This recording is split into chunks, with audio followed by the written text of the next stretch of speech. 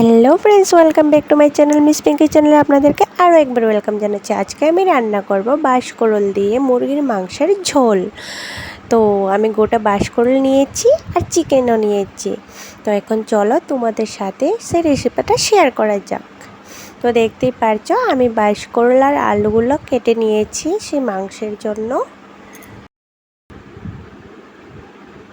তো এখানে নিয়েছি আমি পেঁয়াজ কুচি, আদা, রসুন আর গোটা কাঁচা লঙ্কা। তো এখান থেকে আমি সম্পূর্ণ পেঁয়াজটা মিক্সি করব না, তো হাফ পেঁয়াজগুলো মিক্সি করে নেব। তো আমি কিছুটা পেঁয়াজ নিয়ে নিলাম আর এখন আদা, রসুন, তারপরে গোটা কাঁচা লঙ্কাগুলো নিয়ে নিলাম। তো এখন সেগুলোকে আমি একটু মিক্সি করে নেব।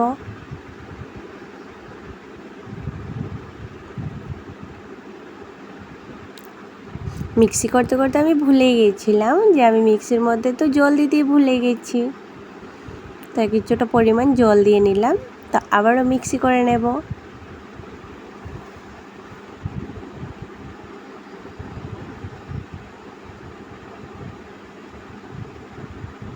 তো দেখতেই পাচ্ছ আমার মিক্সি করা কমপ্লিট। আমার মশলাগুলো কিভাবে ডাস্ট হয়ে গেছে।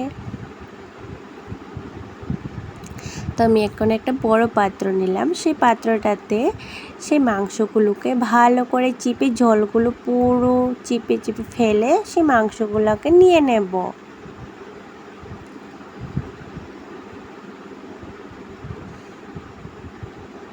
এখন আমি সেই মাংসতে গোটা আলুগুলোকে নিয়ে নিচ্ছি, তারপর নিয়ে নেব সেই কেটে রাখা বাঁশকরলগুলো। তো দেখতেই পারলে আমি পুরোটা বাঁশকরল ঢেলে দিলাম। এখানে দিয়ে দিলাম গোটা পেঁয়াজ, কিন্তু আমি পেঁয়াজ এতটাও ভালোবাসেন তার জন্য অল্প পরিমাণে পেঁয়াজ দিয়েছি। তো এখানে আমি নিয়ে নিলাম একটা। তো আমি এখানে বসিয়ে দিলাম কড়াই, আর সম্বাসের জন্য লাগছে গোটা তেজপাতা, এলাচ, দারচিনি, আর আমি এলাচগুলোকে কিছুটা থেতো করে নিয়েছি দেখতেই পারছো, আর পেঁয়াজ কুচি। তো এখন আমি কড়াইতে তেল ঢেলে দেব। তেলটা একটু বেশি পরিমাণে দেব, কারণ আজকে তো আমি তেল দিয়ে মাংসটা ম্যারিনেট করিনি, তার জন্য আমি এখানে তেলের পরিমাণটা একটু বেশি দেব।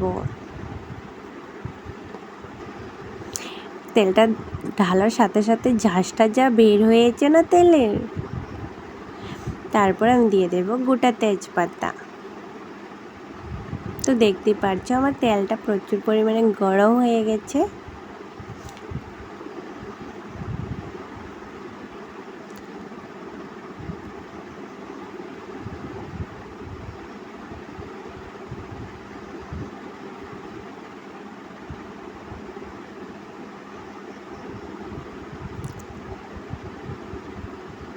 তারপর আমি নিয়ে নেব সে এলাচ আর দারচিনি গোটাগুলো, সেগুলোকে আমি সম্বাসের মধ্যে দিয়ে দেব।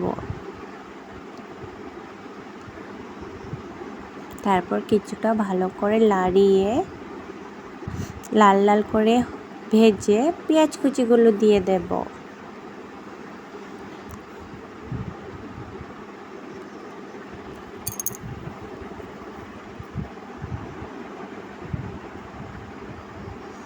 সেই পেঁয়াজগুলোকে আমি ভালো করে লাল লাল করে ভেজে নেব। তো দেখতেই পারছো আমার পেঁয়াজগুলো কতটা লাল লাল করে ভেজে নিয়েছি। তারপর দিয়ে দেব সেই মিক্সি করা মশলাগুলো।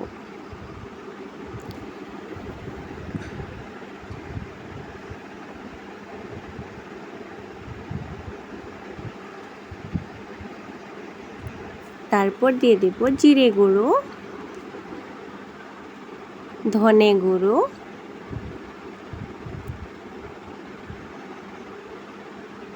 তারপর দিয়ে দেব কাশ্মীরের লঙ্কার গুঁড়ো। ঝালটা আমি একটু বরাবরই বেশিই দিই, আমার সব রান্নাতেই দেখতে পারবে, কারণ কি আমাদের বাড়িতে ঝালটা প্রচুর পরিমাণের ভালোবাসে সবাই একটু। তারপরে দিয়ে দেব হলুদ গুঁড়ো,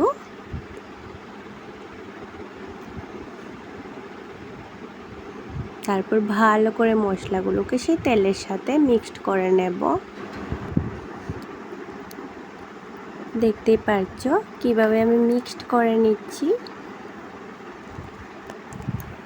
তারপর দিয়ে দেব স্বাদ মতো নুন।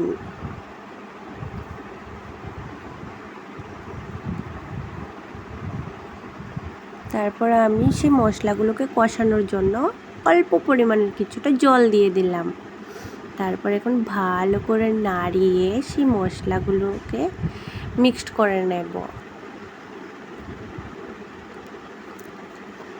যতক্ষণ না সেই মশলাগুলোর থেকে তেল ছাড়ছে আমি ভালো করে মশলাগুলোকে কষিয়ে নেব। তো দেখতেই পারছো আমার মশলাগুলোর থেকে তেল ছাড়া স্টার্ট হয়ে গেছে। ভালো করে নাড়তে হবে যেন সেই মশলাগুলো কড়াইয়ের নিচে লেগে না যায়। লেগে গেলে খেতে একদমই টেস্ট আসবে না। দেখতেই পাচ্ছ আমার মশলাগুলো কষানো পুরো কমপ্লিট হয়ে গেছে, কিভাবে তেল ছেড়ে দিয়েছে।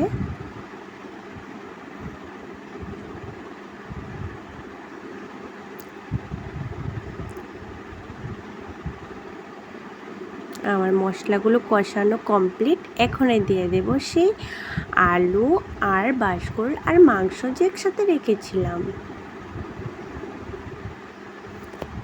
এখন ভালো করে নাড়িয়ে মাংসগুলোকে বাঁশকুড়ুলগুলোকে এপিট ওপিট করে মশলাগুলো লাগিয়ে নেব।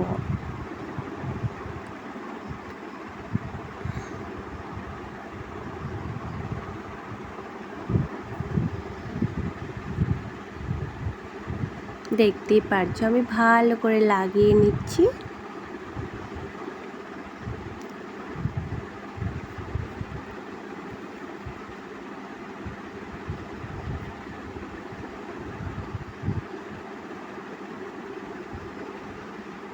তারপর গ্যাসটাকে লো আঁচে করে কিছুক্ষণের জন্য ঢাকা দিয়ে সেই মাংসগুলোটাকে ছেড়ে দেব কষানোর জন্য।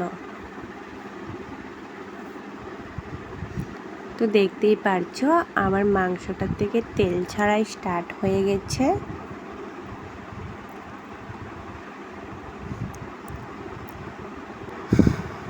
এই যে দেখো চিকেনের চর্বিটা দেখতে জাস্ট ওয়াও লাগছে। তো আবারও ভালো করে নাড়িয়ে নেব আমি। আবারও কিছুক্ষণের জন্য ঢাকনা দিয়ে রেখে দেব।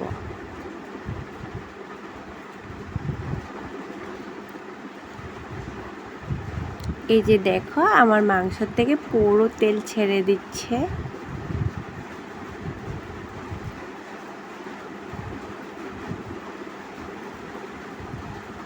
কিছুক্ষণ পরপরই নাড়া দিয়ে দেখতে হবে যেন নিচে দিয়ে লেগে না যায়। নিচে দিয়ে লেগে গেলে একদমই খেতে ভালো লাগবে না।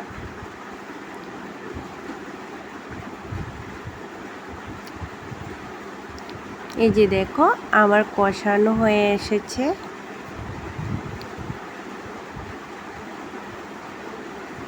এই দেখো আমার আলুগুলো কষানোর মধ্যেই সিদ্ধ হয়ে গেছে, কতটা নরম হয়ে গেছে।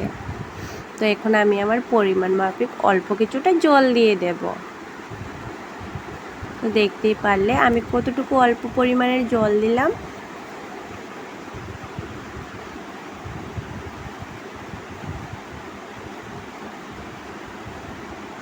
এখন কিছুক্ষণের জন্য ঢাকনা দিয়ে রেখে দেব। তো দেখতেই পারছো আমার মাংসটা কতটুকু লোভনীয় লাগছে দেখতেই।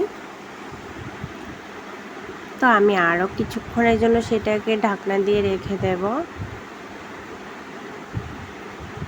এই যে দেখো আমার আলুগুলো একদম নরম হয়ে চলে এসেছে, আমি নাড়াই দিতে পারছি না, আলুগুলো ভেঙে যাচ্ছে। তো এখন কিছুটা গরম মশলা উপর দিকে ছড়িয়ে দিয়ে এপিট ওপিট ভালো করে নাড়িয়ে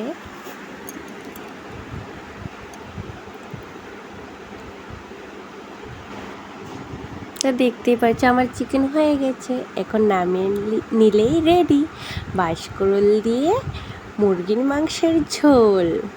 দেখো দেখতেই কতটা লোভনীয় লাগছে। তোমরা দেখেই বুঝতে পারছো কতটা লোভনীয় লাগছে।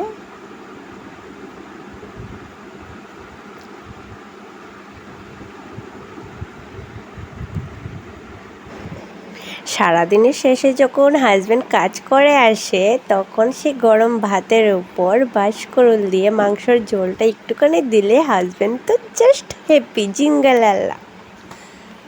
তো দেখতেই পারছো কতটা নরম হয়ে গেছে আমার চিকেনটার, খেতেও হেভি টেস্ট হয়েছে। আমার এই বাঁশকরল দিয়ে মুরগির মাংসের ঝোলটা তোমাদের কাছে কেমন লাগলো কমেন্ট করে বল।